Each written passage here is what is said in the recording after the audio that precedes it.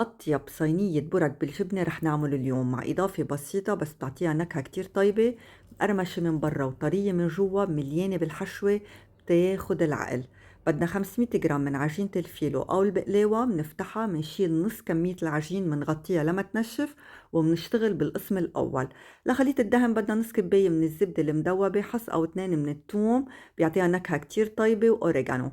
مندهن كل ورقة بورقتها، منصفها بصينية مدهونة بشوية زيت أو زبدة لتخلص أول قسم من كمية العجينة. بالنسبة للحشو اختاروا نوعية الأجبان يلي انتو بتفضلوها.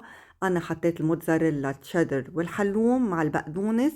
كونوا كريمين بالحشوة لأن كتير بتطيبها. نرجع منكمل القسم التاني من العجينة بنفس الطريقة، منقطعها مربعات بالحجم يلي بدنا اياه. لخليط التشريب بدنا كبايتين من الحليب، بيضتين، ملح وفلفل أسود، منحركن منيح ومنشرب فيهم العجينة.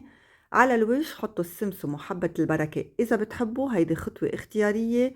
وعلى الفرن الحامل رف الوسط 180 أو 200 درجة، يعني لحوالي نص ساعة أو شوي أكتر لتشقر معنا وبتكون صارت جاهزة عنا. ياريت فيكم تشموا الريحة قديه طيبة.